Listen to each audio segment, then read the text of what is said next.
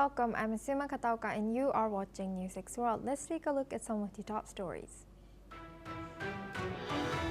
President Trump has vowed to slap an extra 10% tariff on countries aligning with BRICS, calling the group's policies anti-American. Posting on his Truth Social, he warned there would be no exceptions for the bloc that includes Brazil, Russia, India, and China. At least 82 people have died in flash floods along the Guadalupe River over the July 4th weekend.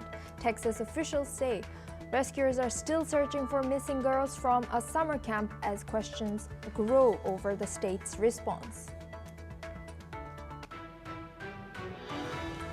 Typhoon Dana slammed Taiwan's west coast, killing 2 people and injuring hundreds early Monday.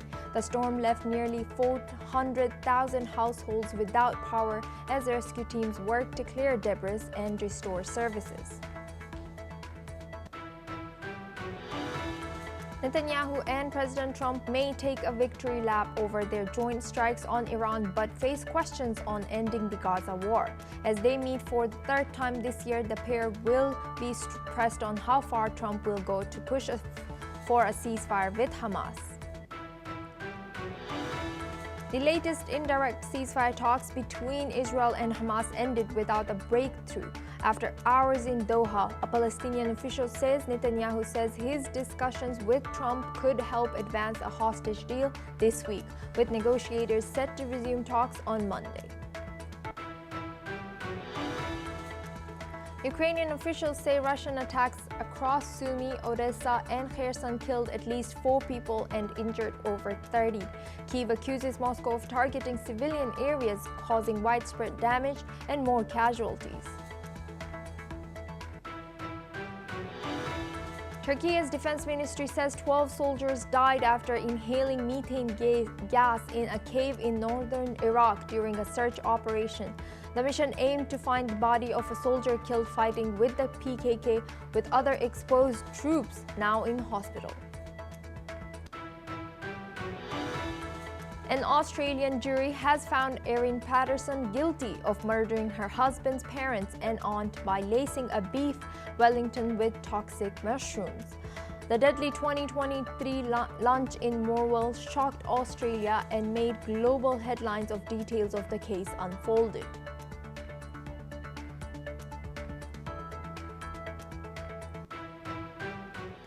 As deadly flash floods continue to devastate central parts of the state, the death toll has now risen to at least 82, and officials fear that number could still grow. Care Country alone has reported 68 fatalities, including 28 children, most of them from the devastated Camp Mystic Girls summer camp. Another 41 people are still missing, including 10 young campers, and rescue teams are working around the clock in hopes of finding survivors. Texas Governor Greg Abbott is warning of more life-threatening rain through Tuesday, with flash flood alerts still in effect across the region.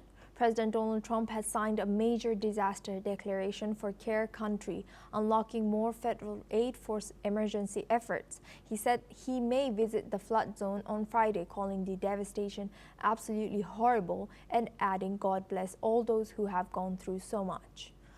Former President George W. Bush and Barack Obama have also shared their condolences. Laura Bush, once a counselor at Camp Mystic, said she and her husband are holding up our fellow Texans who are hurting. But even as families grieve, questions are being raised about whether the disaster could have been better anticipated. Critics have pointed to staffing shortages and budget cuts at the National Weather Service under the Trump administration. The White House has strongly denied those accusations, calling them disgusting and politically motivated. Careville officials have promised a full review of the emergency response, but for now, the focus remains on the search. First responders, volunteers, and families are holding on to hope, hoping for miracles, even as the floodwaters recede.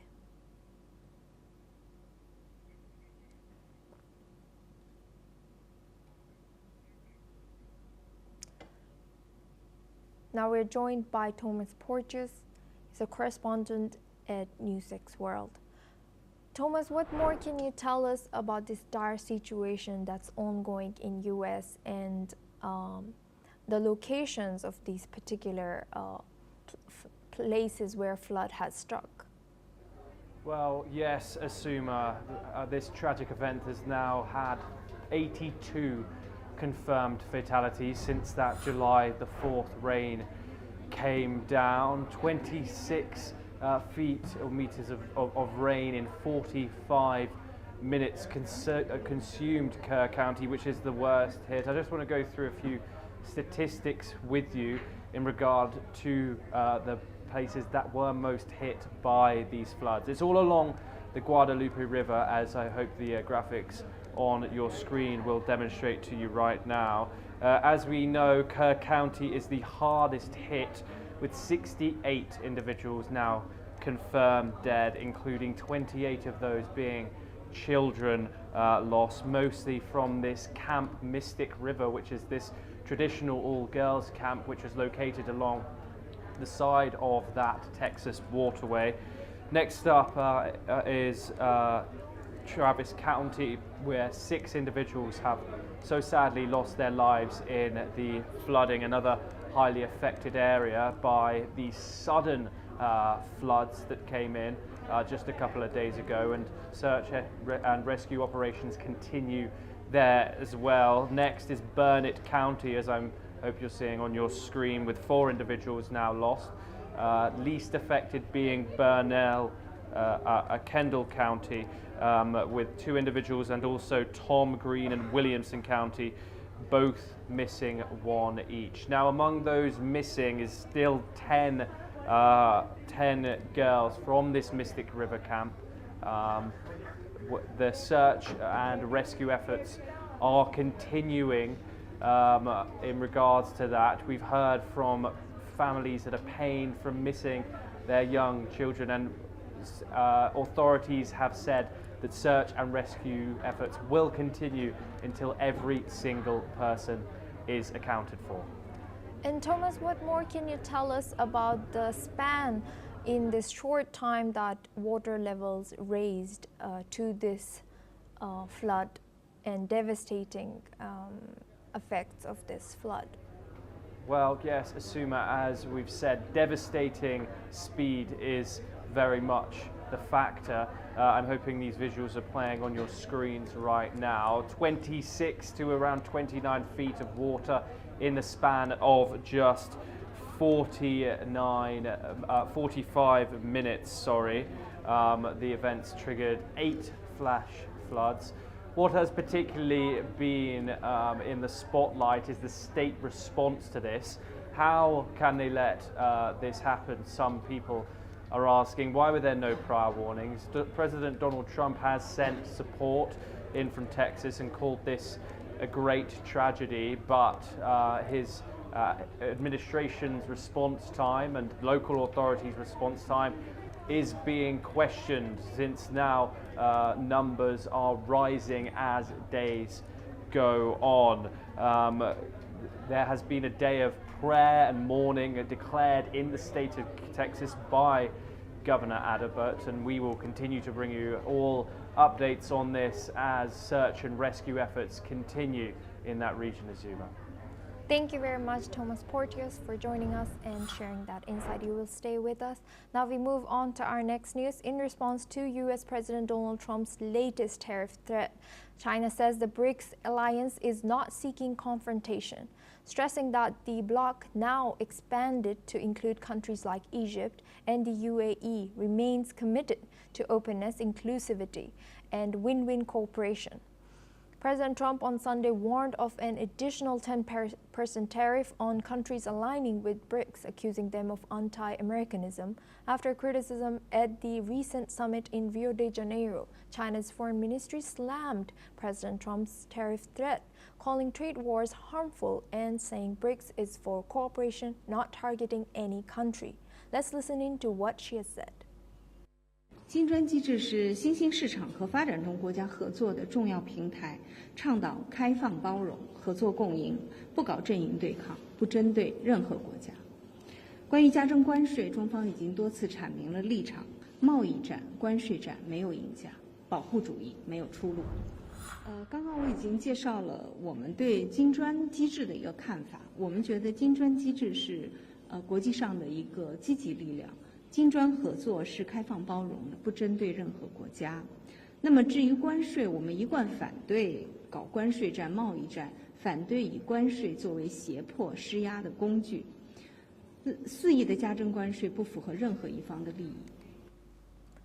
Now we're joined by Erin Watson for this discussion. She's a CEO and Baker at Baker & York, joining us live from Melbourne.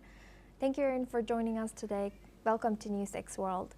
Is President Trump's 10% tariff threat likely to backfire by pushing BRICS countries to deepen their economic ties and dependence on US?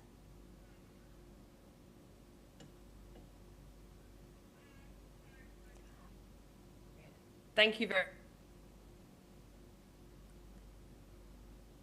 I think you're, could you please? I don't know what's going on with there we go. Yes, I can hear you. Yeah. Great. Thank you. Yeah, thank you very much for having me. These are really interesting comments by President Trump, because it would appear that his foreign policy is to speak loudly and carry a very big stick, and that big stick is tariffs. And, you know, but what's on display here is something that lacks complete nuance. I mean, if you, as has already been mentioned, look at the BRICS membership. India is a member of BRICS. The US is aligned with India in the Quad, with Australia and Japan. What's going to happen at the Quad meeting later in the year? It just doesn't make any sense, these kinds of comments, and really lacks that that nuance around what's happening now in the Indo-Pacific region. But we know as Australia that you know, what might be seen as essential for balancing the balance of power in the region. I mean, Trump has just recently announced a review of AUKUS, yet Australia is one of, or if not the US's most important security partner here. So look, I think that he's very loud and he comes up with these threats and he has something to say, but really the China perspective is a much more, you know, is the approach that we actually really need in the region, which is, you know, this is an inclusive forum, it's about cooperation, and that's what BRICS should be there to do. And Erin, now looking at a broader picture, we know that there are new countries who have just recently joined BRICS. What could these escalating trade tensions mean for global markets and developing countries like UAE and Egypt who have recently joined BRICS? Well, I think what's interesting is going to be the impact on the US economy and US consumers, because for a lot of these other countries, there's huge opportunity. I mean, whether you are going to be a second or a third country involved in supply chains so that countries can get around tariffs, whether it means that you actually have more opportunities as a result because of what's happening. So I think that it's the US market that we need to look at. We need to look at how it impacts consumers, and these results are all to be seen. But if you're sitting in one of these other countries, whether you have opportunities around manufacturing or whatever it is, if you can be a bit clever and a bit dynamic, you can actually use this to your benefit. We've seen Vietnam do that before previously, and works very well. So, you know, I'd be looking at it with an opportunistic lens if I was in any of those BRICS countries, and no doubt those conversations are happening. Thank you, Erin. You will stay with us as we move on to our next news. In a verdict that's gripped both Australia and the world, Erin Patterson has been found guilty of 3 counts of murder and 1 count of attempted murder after serving a deadly meal of beef Wellington laced with poisonous death cap mushrooms. The verdict came after a 10-week trial and 6 days of jury deliberation in Morwell, Victoria. The case gripped global audiences, spawning 4 podcasts and wall-to-wall media coverage. The deadly lunch was served in July 2023 in Leongatha. Within hours, her former in-laws, Don and Gail Patterson, and Gail's sister, Heather Wilkinson, fell violently ill. All 3 died days later. A 4th guest, who was her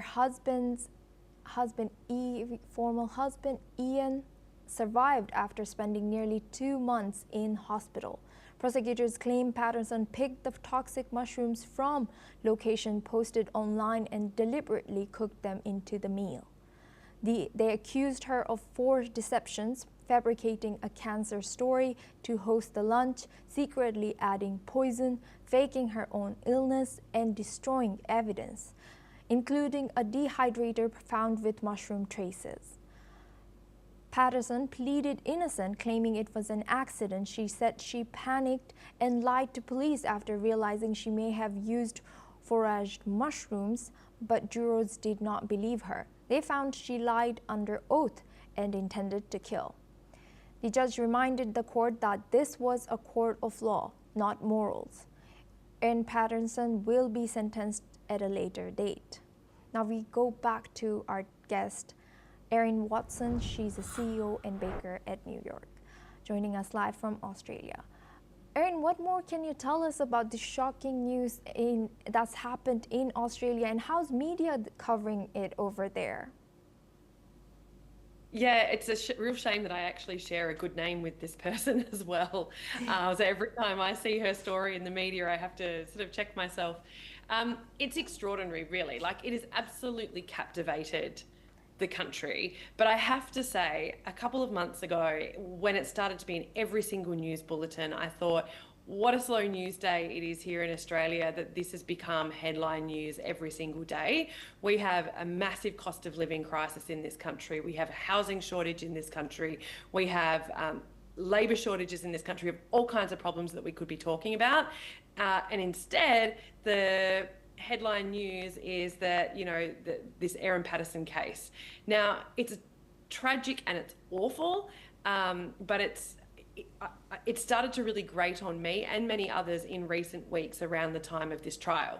When it all first kicked off, I think people were so surprised by it, and it has such marketable value. I mean, the podcasts, the ABC series that's probably going to come out of it, the Netflix series, all of these things, it's such a marketable product. And we're sort of leading the news with that rather than the big issues that we should really be talking about here in Australia right now. So on one hand, yeah, it's funny and it's got this sort of commercial value to it and it piques people's interest. But at the same time, it's a real tragedy, and there's a lot of other things that we should be talking about right now in Australian media. Yes, and also now, should there be tighter laws or public awareness campaigns in Australia around such wild mushrooms and food safety to prevent tragedies like this, if there is still none? No, because this was clearly murder. She's now been convicted by the courts of murder. This was something that she set out intentionally to do. There was a motive, and this wasn't a mistake. Things like that have happened in Australia previously. So there have been cases of people who have consumed mushrooms that have been foraged and they've become very unwell or they've died. That does happen very, very, very rarely. And there generally is so much media around it, and there is public awareness campaigns. So, whereas this is a very different case. She intentionally went out, sourced death cap mushrooms that she knew would make them unwell, made them meals, put them on different plates. I know all of this because it's been in the media every day for the last year, but, this isn't something that happened by mistake. It was very intentional. Whereas when these things do happen and people get unwell from foraged food, there generally is a very big public awareness campaign that follows that. Thank you very much, Erin Watson, for joining us today and sharing that insight all the way from Australia with us and our audience. Now we move on to our next news. Russia has launched a fresh wave of drone attacks on Ukraine overnight, killing 1 in Odessa and wounding 27 in Kharkiv, including children. In Kharkiv's Shevchenkivsky district, multiple strikes set residential buildings ablaze. A kindergarten and civilian facilities in the Slobodisky district also took damage. In Kyiv, air defense units intercepted several drones, falling debris damaged vehicles, buildings, and infrastructure, but no casualties were reported. Odessa faced strikes just after midnight. 10 garages, vehicles, and an administrative building were damaged. 1 person was killed. Emergency crews quickly extinguished the fires. In the Dnipropetrovsk region, a massive fire broke out in the village of Prosyan. Drones hit homes, injuring 3. The fire engulfed over 1,500 square meters. State emergency services continue to respond. The drone strikes come as peace talks remain frozen and Moscow escalates its campaign on Ukrainian cities.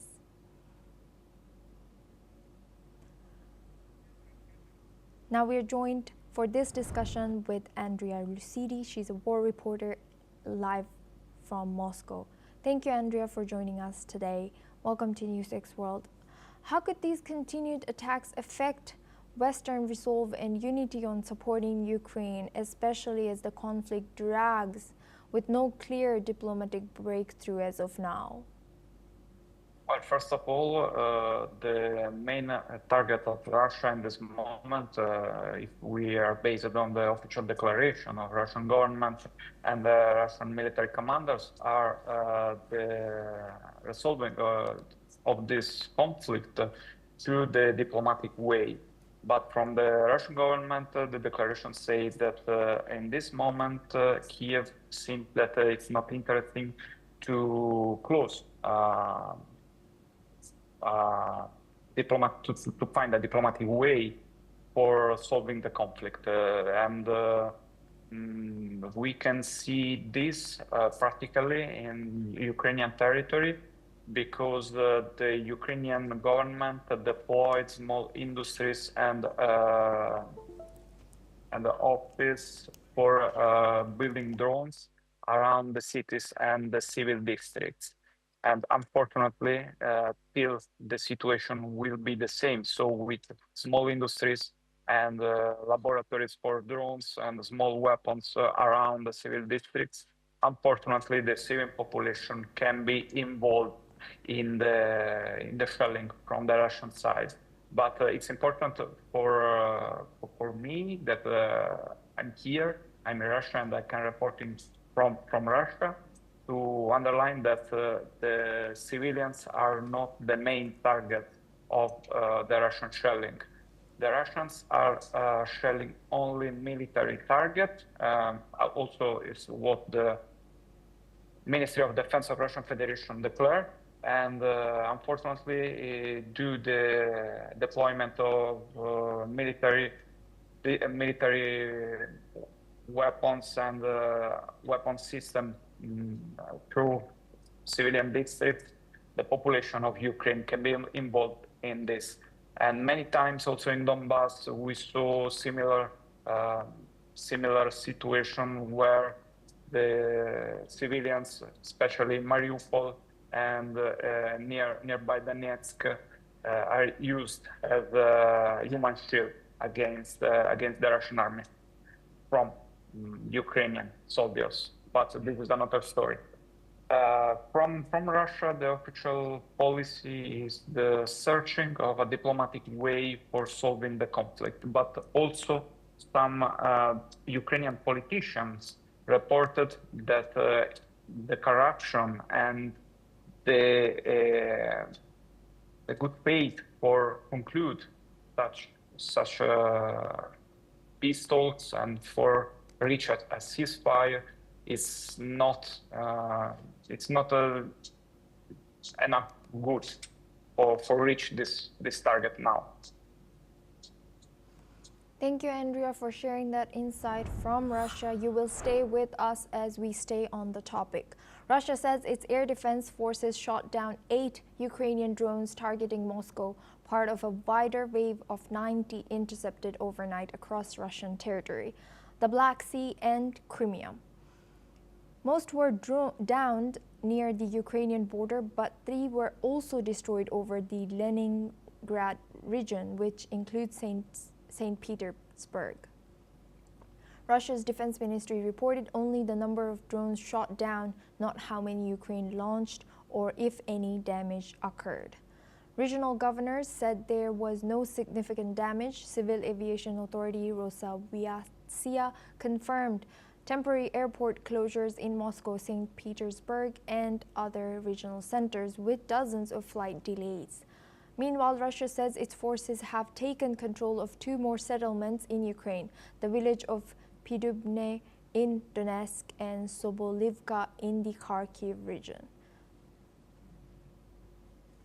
Now we go back to our discussion with Andrea Lucidi. He's a war reporter joining us live from Moscow.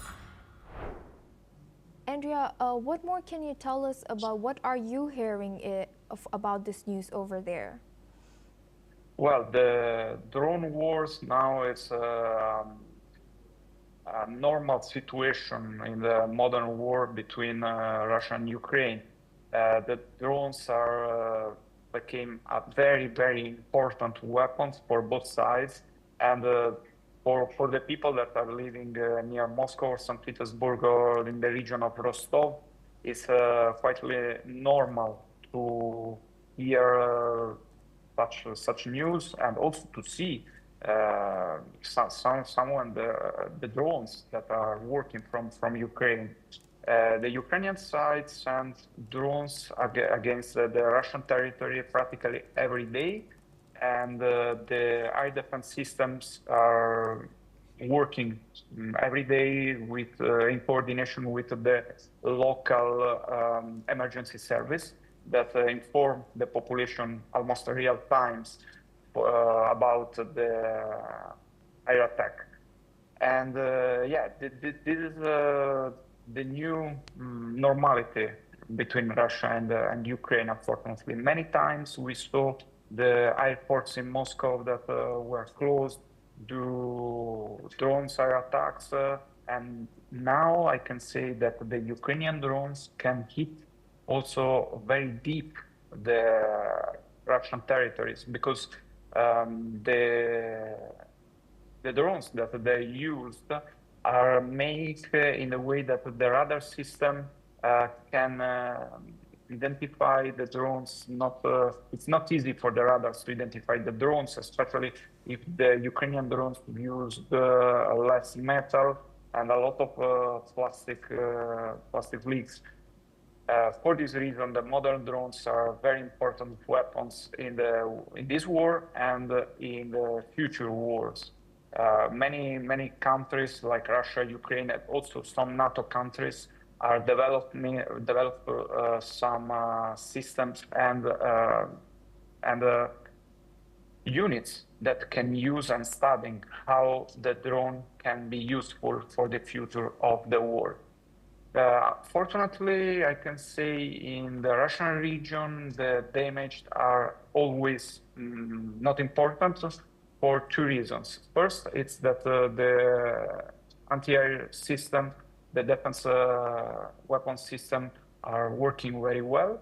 And secondly, it's because the Ukrainian drones, for be effective, need to be small and without a big charge of explosive, without a big warheads. For this reason, the damage are always not important. And these attacks from Ukrainian sides are used more for propaganda than for effective damage for Russia. Thank you very much, Andrea Lucidi, for joining us today and sharing that insight as a war reporter. Now we move on to our next news. Israeli Prime Minister Benjamin Netanyahu personally approved a series of airstrikes on Houthi targets in Yemen while en route to the United States aboard the Wing of Zion jet. According to an official from his office, Netanyahu was briefed on the operation during his flight. The Israeli military struck several ports under Houthi control, including Hodeidah, Ras Isa, and Salif, claiming the Iranian-backed group used these locations to transfer weapons for attacks against Israel and its allies. In response, the Houthis fired a missile towards Israel. The Israeli military attempted to intercept it, but the missile appeared to make impact. There are no immediate reports of injuries yet. Now we're joined by Thomas Porteous. Thank you, Thomas, for staying with us. Thomas, what more can you tell us about the attack that's been approved by Netanyahu as of now? Well, yes, Asuma, we've seen Israel and these Yemen Houthi rebels fire missiles back and forth for a good number of months now. As you've already mentioned, the details of this strike, they are more substantial than usual, striking these three key sites for the Houthi rebels. The Houthis are actually an Iran-backed proxy group which have limited military capabilities in contrast with Israel. However, we have in the past seen them get through Israel's Iron Dome, but although on very limited occasions. They consistently say through their media channels that they are striking Israel in solidarity with Palestinians in the Gaza Strip. But these strikes, however, were substantial from the Israeli government, approved by Prime Minister Benjamin Netanyahu, targeting these ports of Hodeidah, which we have seen targeted in previous times, Ras Isa and Salif. The Red Sea is crucial for the Houthis. That's where they hold all their power. Once Israel damages the infrastructure that the Houthis use, that's how they are weakened. The Houthi reaction, as you've said previously, we saw 2 ballistic missiles launched from Houthi-controlled territory in Yemen. I would like to stress that the Houthis don't run Yemen. They are an Iran-backed group there. But yes, in retaliation, we did see 2 ballistic missiles fired back to Israel. We don't have any information on that so far, but what we can expect is that they will be intercepted by Israel's Iron Dome. We will bring you all updates in regards to this, any information that we get on the Houthis' retaliation, and also casualty numbers from the Houthi side, which we don't have at this present moment, but we will bring them to you as soon as we get them. Thank you, Thomas Porteous. Now we move on to our next news. U.S. Special Envoy Thomas Barak has arrived in Beirut amid a fresh wave of Israeli airstrikes on Hezbollah targets. His mission to push a new U.S.-backed plan that calls on Hezbollah to disarm within 4 months. Barak met with Lebanese President Joseph Aoun and described the talks as amazingly interesting and satisfactory. The plan on the table offers a trade. If Hezbollah lays down its arms, Israel would withdraw its troops from southern Lebanon and halt strikes on the group. The U.S. envoy says Hezbollah needs to see there is a future for them. So far, Hezbollah has not issued a public response, but sources say the group wants Israel to leave first and provide strong security guarantees. Lebanon's National Committee is currently working on a counter-proposal to present to Barak in upcoming talks.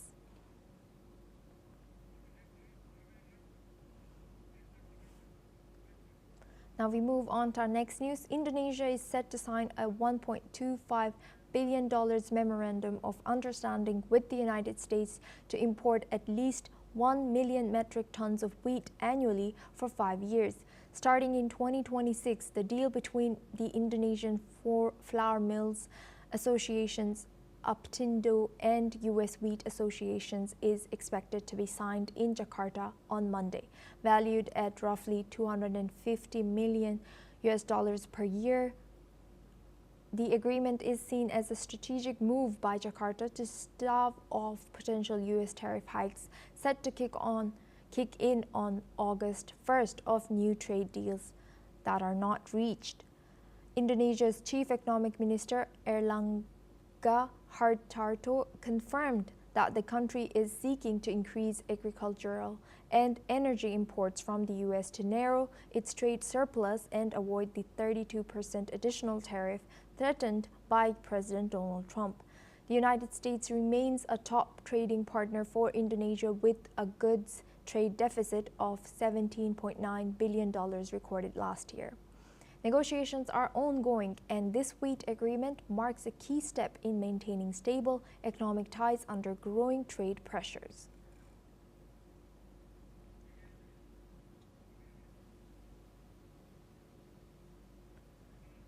Now we are joined by Satoru Nagao. He's a fellow at Hudson Institute, live from Tokyo, Japan. Thank you for joining us today. What does this agreement reveal about how smaller economies like Indonesia are balancing relations with the United States under current administration's aggressive trade policies.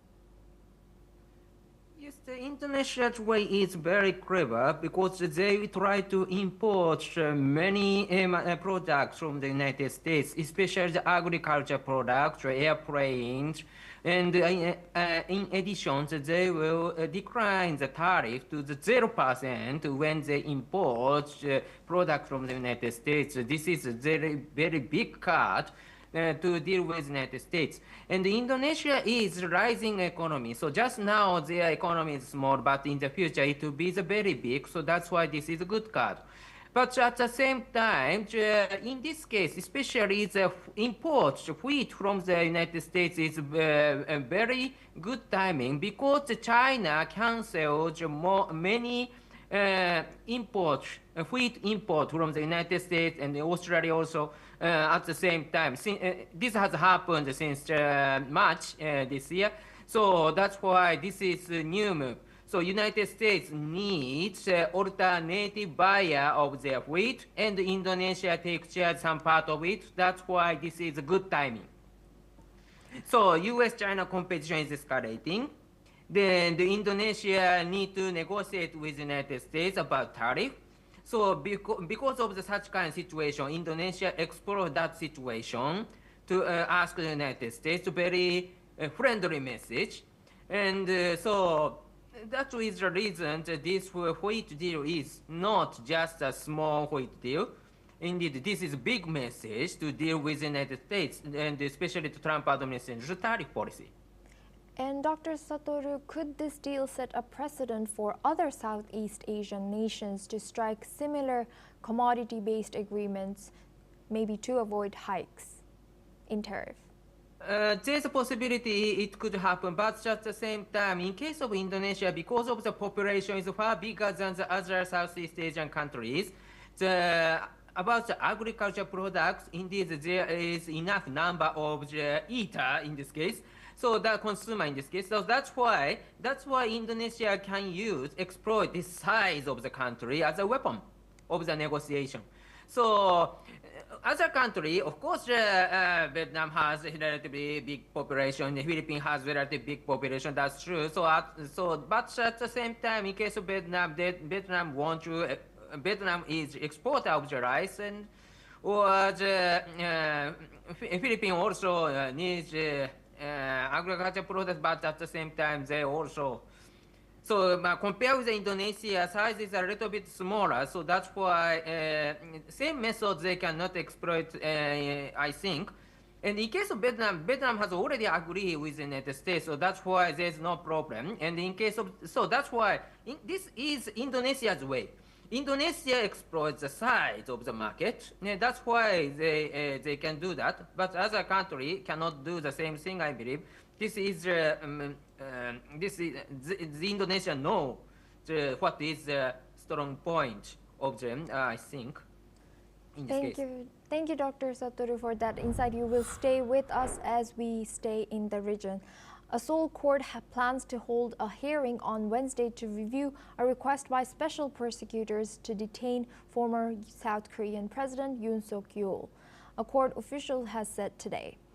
The special counsel team investigating Yoon's martial law declaration in December has filed a request to the Seoul Central District Court to detain Yoon on allegations of abuse of power and obstruction of justice.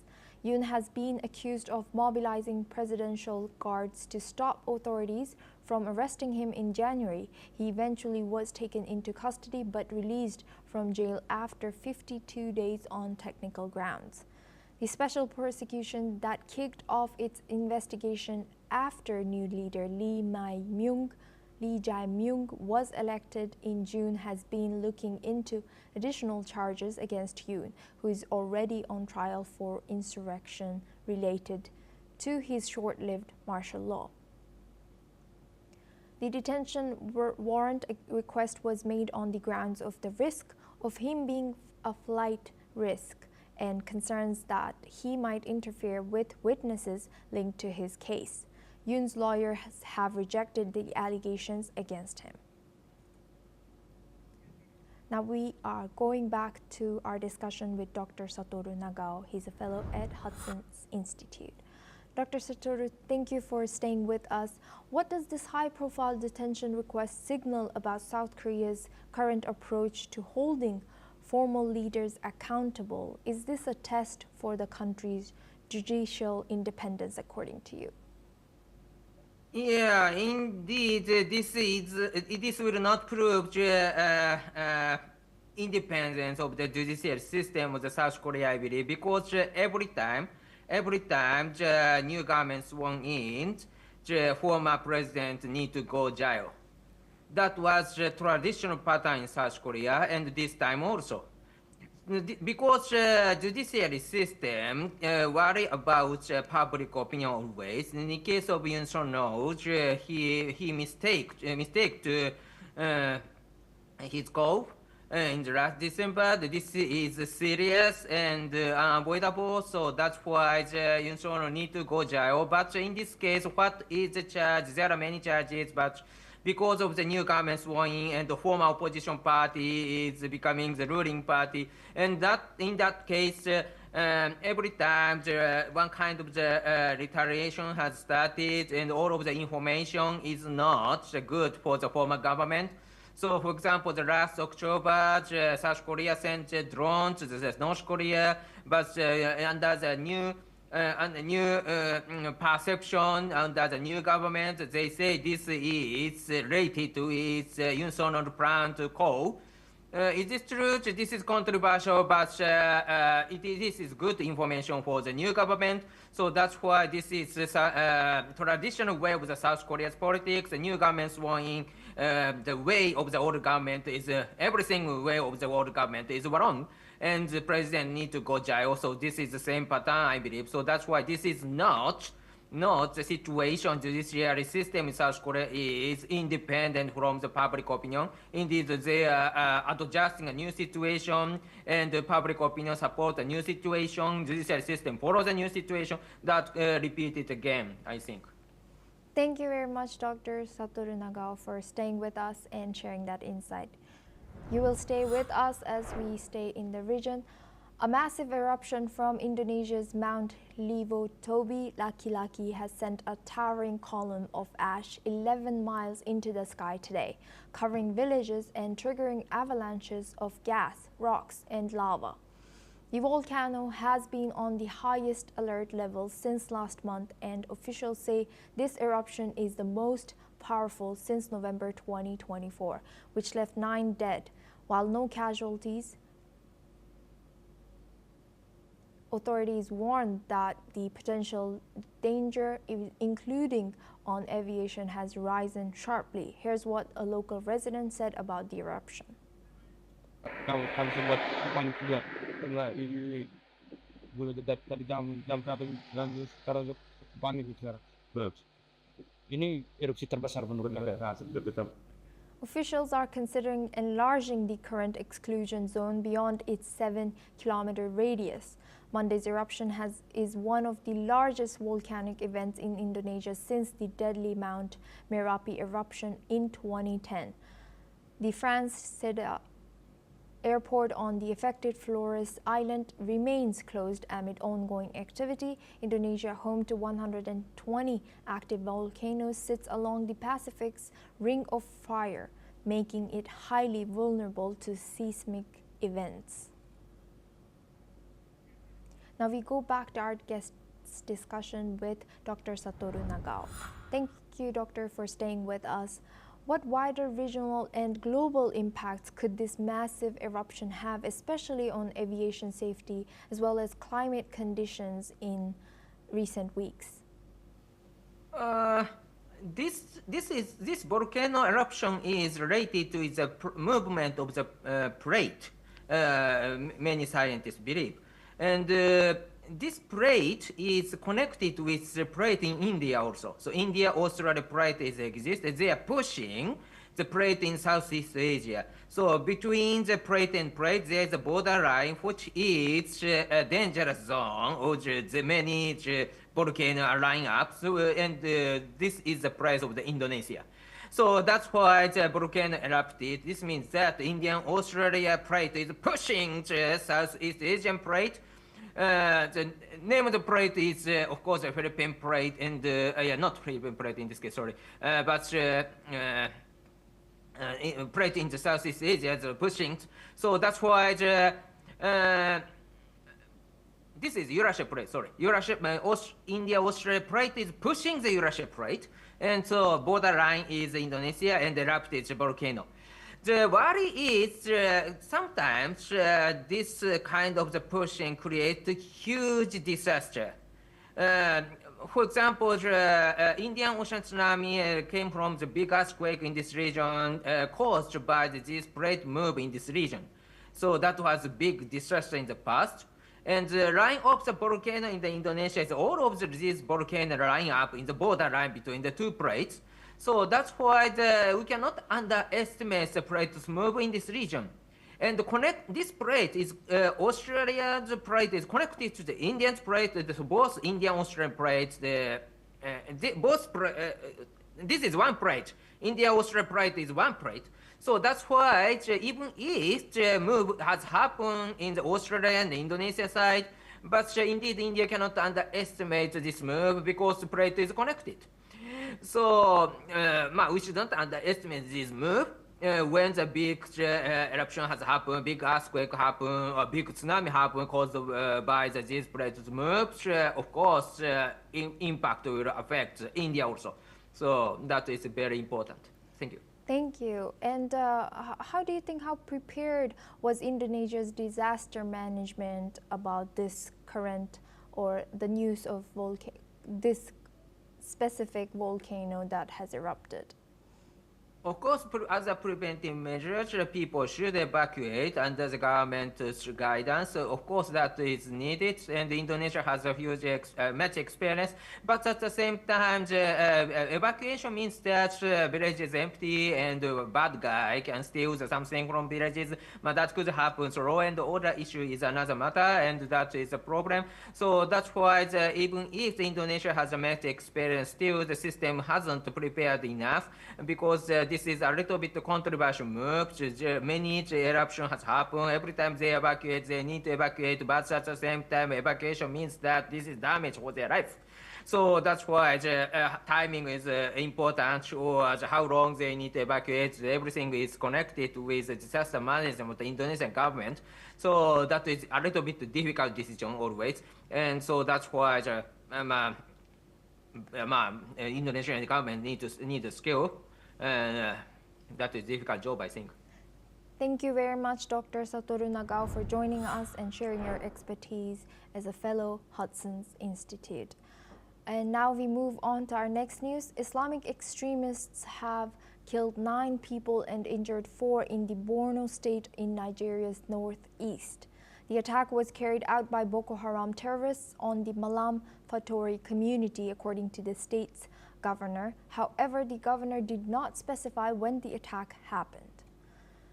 The community is very close to the border with neighboring Chad and is also 270 kilometers away from Maiduguri, which is the Borno state's capital. The governor, represented by the Commissioner for Local Governments, visited the community and warned residents against collaborating with Boko Haram. He further added that measures were being put into place to fortify the town against future attacks.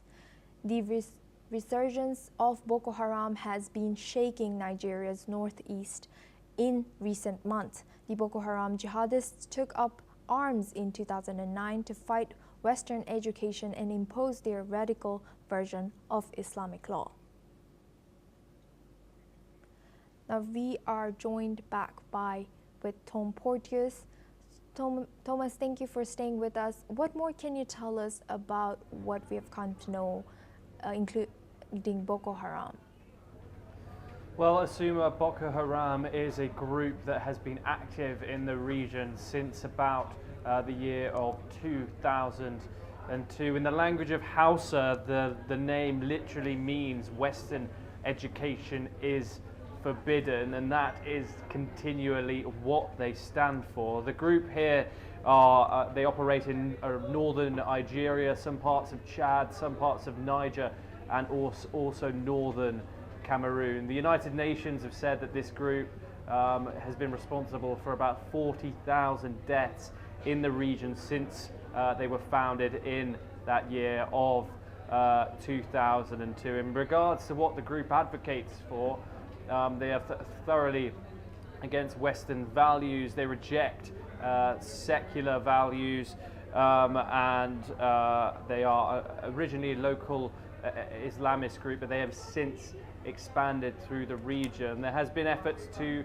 fight back this group. It has been successful in the past. However, the group has gained resurgence in recent times, especially in economically vulnerable areas. As we've said, 40,000 people since the year of 2002 are documented victims of this group. And in regards to this incident, the authorities are looking into it, and we will bring more updates as soon as we get them straight to you. Thank you, Thomas, for staying with us throughout our news. Now we move on. Now let's take a look at some stories from the world of entertainment. Lena Dunham, best known for her hit series Girls, is back with a new Netflix rom-com, Too Much, set in London. The show, loosely inspired by her own life, follows a New Yorker navigating love abroad. Starring Megan Stalter and Will Sharpe, the series explores modern relationships, vulnerability, and identity. Dunham, who faced years of body shaming during Girls, now prefers to work behind the camera. She says her latest project celebrates self-acceptance, love, and growth, reflecting lessons from her own journey. Controversy in Croatia as far-right singer Marko Perkovic, known as Thompson, drew tens of thousands to a massive concert in Zagreb's Hippodrome. Despite being banned in parts of Europe over his alleged pro-Nazi lyrics, Thompson remains hugely popular in Croatia. Organizers said hate symbols were banned, but some fans were seen making the Ustasha salute linked to Croatia's World War II pro-Nazi regime. Authorities tightened security, deploying snipers, helicopters, and thousands of police amid massive road closures. The event sparked criticism from former Prime Minister Jadranka Kosor, who said that state was serving one man. Thompson says his songs celebrate Croatian independence, not hate. Jurassic World Rebirth has roared into Indian cinemas, earning a massive 38.2 crore net in its opening weekend. The film outperformed Dominion's opening with strong showings in English, Hindi, Tamil, and Telugu. Starring Scarlett Johansson, the dinosaur blockbuster also helped her become the highest-grossing actress in global box office history, surpassing $15 billion in career earnings. Directed by Gareth Edwards, the film is off to a stunning start in a competitive summer lineup.